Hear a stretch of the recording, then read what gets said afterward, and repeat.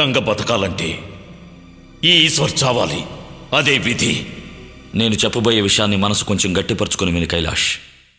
ఇక్కడ జరిగే విపరీతాలకు కారణం అందరూ అనుకునే విధంగా దుర్గో లేక వేరే వాళ్ళో కాదు.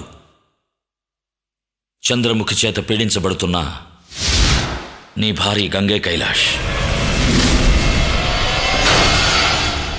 నువ్వు నాకు ఫోన్ చేసి మళ్ళీ నన్ను ఇక్కడికి రప్పించినప్పుడు ఈ ఇంట్లో జరిగే వాటన్నిటికీ దుర్గే కారణమని చెప్పావు. కానీ నేను ఇక్కడికి వచ్చిన రోజు తెలుసుకున్నాను ఈ ఇంట్లో జరుగుతున్న విపరీతాలకి దుర్గకి ఏ సంబంధమూ లేదని.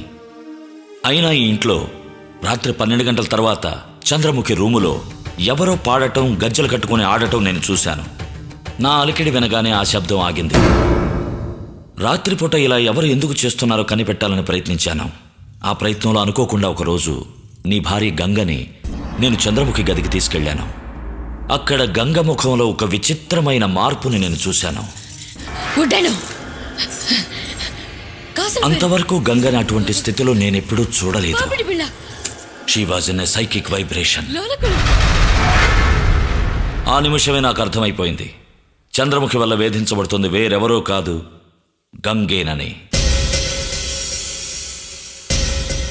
అది మళ్ళీ కన్ఫర్మ్ చేసుకోవడానికే కనిపించకుండా పోయిన చంద్రముఖి గజ్జల్ని గంగకు చూపించి అవి చంద్రముఖి గజ్జలు కావాలని అబద్ధం చెప్పాను. గంగా నీకేమీ తెలీదు, ఇది అది కాదు. అప్పుడు ఆవేశంలో కొన్ని క్షణాలు గంగ చంద్రముఖిగా మారటం నేను చూశాను. గంగా, దీని చరిత్ర నీకేం మాత్రం తెలీదు.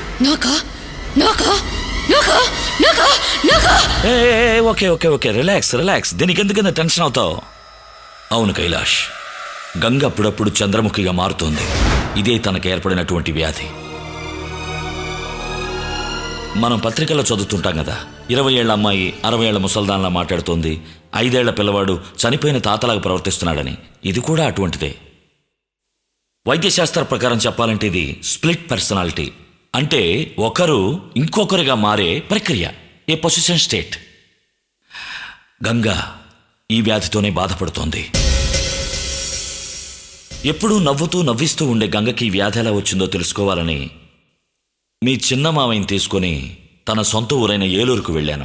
మనకి గంగ జీవితం ఒకవైపు మాత్రమే తెలుసు, కానీ మరోవైపు అంటే చిన్న వయసులో తను అనుభవించిన దారుణాలు వాళ్ల ఊరు వెళ్ళిన తర్వాతే నేను తెలుసుకున్నాను. గంగ తండ్రి ఒక తక్కువ జాతి అమ్మాయిని పెళ్లి చేసుకున్నాడు. అందుకని వాళ్ళ జాతి వాళ్ళందరూ ఆయన్ని ఊరికి దూరంగా ఉంచారు. గంగ తండ్రి చనిపోయిన తర్వాత ఆ శవాన్ని కూడా ఊళ్ళో కాల్చడానికి ఆ ఊరు జనం ఒప్పుకోలేదు. ఊరి వాళ్ల కాళ్ల మీద పడి అందరినీ క్షమించమని అడిగితేనే ఆ శవాన్ని దహనం చేస్తామని పంచాయతీలో చెప్పటం వల్ల వేరే దారి లేక గంగ వాళ్ళమ్మ ఆ శిక్షను అనుభవించింది. ఆ అవమానంతో ఆవిడ చనిపోయింది. చనిపోయిన వాళ్ళిద్దరినీ ఊరి వాళ్ళందరూ గంగ చూస్తుండగానే పెట్రోలు పోసి తగలబెట్టారు. కళ్ల ముందే తన తల్లిదండ్రులకి జరిగిన దారుణాన్ని చూసిన గంగ ఆవేశంతో ఆ ఊరి పెద్దని కొట్టి స్పృహ కోల్పోయింది. ఇదే తనకు ఏర్పడిన మొదటి దిగ్భ్రాంతి, ఫస్ట్ సైకిక్ డిసార్డర్. చిన్న వయసులోనే కన్నవాళ్లకు దూరమైన గంగని వాళ్ళ అమ్మమ్మ తన ఇంటికి తీసుకుపోయింది. తల్లిదండ్రులు లేని గంగ వాళ్ళమ్మమ్మ చెప్పే పాత కథలన్నీ వింటూ పెరిగింది. తను ఏ కథ విన్నా ఆ కథలో వచ్చే కథాపాత్రల్లో తనని ఊహించుకునే స్వభావం తనకి ఆ చిన్న వయసులోనే ఉండేదని నేనక్కడికి వెళ్ళిన తర్వాత విచారణలో తెలుసుకున్నాను. గంగ 10వ తరగతి చదువుతున్నప్పుడు వాళ్ళ అమ్మమ్మకి ఆరోగ్యం దెబ్బతింది. అమ్మమ్మ గురించే ఆలోచిస్తూ గంగ పరీక్షలకు చదవకుండా నిద్రపోకుండా రాత్రంతా నడుస్తూనే ఉంది. మరుసటి రోజు ఎగ్జామ్ రాయకుండా ఆన్సర్ పేపర్స్ విసిరిపారేసిన గంగ పిచ్చి ప్రవర్తనని, ఆ సంఘటనని ఆ క్లాస్ టీచర్ ఇంతవరకు మర్చిపోలేదు కైలాష్.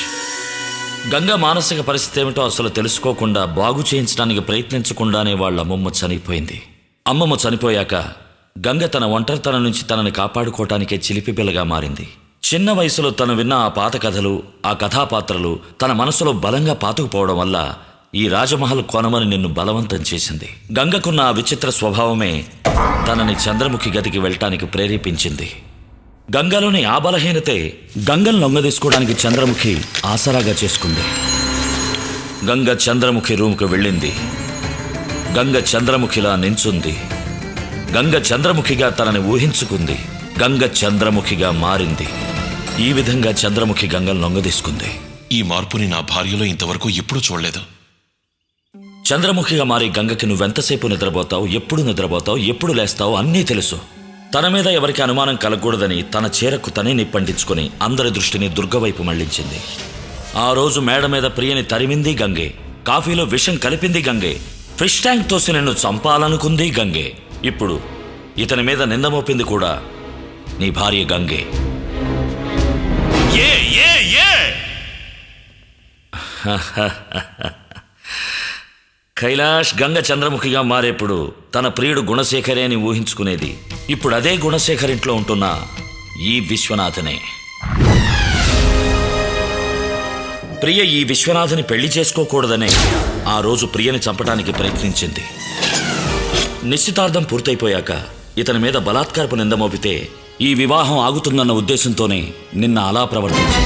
సరే, నన్నెందుకు 2 సార్లు చంపాలని ప్రయత్నించింది?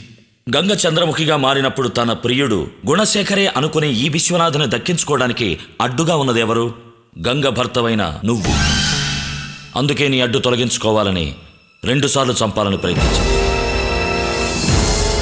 ఫిష్ ట్యాంక్ పడ్డ రోజు నీకేం జరిగిందోనని అందరూ కంగారు పడుతూ ఉంటే ఏ కంగారు లేకుండా ప్రశాంతంగా గంగ రావడం నేను చూశాను. ఆ సమయంలో గంగ చంద్రముఖిగా మారడం నేను గమనించాను.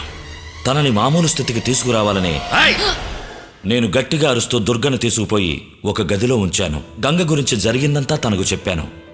గంగకు బాగవుతుందంటే ఒకసారి కాదు 100 సార్లు కావాలన్న నింద మోయటానికి తాను సిద్ధంగా ఉన్నానని దుర్గ నాతో అంది. ఇది తెలుసుకున్న గంగ స్వతంత్రంగా సంతోషంగా తిరగడం మొదలుపెట్టింది. అసలు ఇదంతా ఆ చంద్రముఖి ఎందుకు చేస్తోందో తెలుసుకోవాలనే సిద్ధాంతి గారు పూజలో ఉండగా నేనే ఆ రాజుగారిగా చంద్రముఖి ముందు నించున్నాను. ఎప్పుడైతే రాజుగా తన ముందు నేను నించున్నానో పగతో ఉన్న ఆ చంద్రముఖి నేనే నిజమైన ఆ రాజునని పూర్తిగా నమ్మింది. వచ్చే దుర్గాష్టమి రోజున ఆ రాజుని చంపి పగ తీర్చుకోవడమే తన లక్ష్యమని తను నాతో చెప్పింది. చంద్రముఖి లక్ష్యం నెరవేరలేదంటే మన గంగ మనకెప్పటికీ దక్కదు. మై గాడ్, వచ్చే దుర్గాష్టమి నాడు తను చంపబోయేది ఎస్ తను ఆ వెంకటపతిరాజాగా అనుకుంటున్న నన్నే. చంద్రముఖి లక్ష్యం నెరవేరలేదో తనని తానే అంతం చేసుకుంటుంది. అందువల్ల చనిపోయేది చంద్రముఖి కాదు, మన గంగ. ఈ పోరాటంలో నేను గంగను కాపాడుతానో లేక నన్ను నేనే కోల్పోతానో తెలీదు. ఇందులో మరో బాధాకరమైన విషయం ఏమిటంటే చంద్రముఖి అనే ఒక క్యారెక్టర్ తన శరీరంలోకి వచ్చి వెళుతున్నట్లు పాపం మన గంగకి తెలియదు.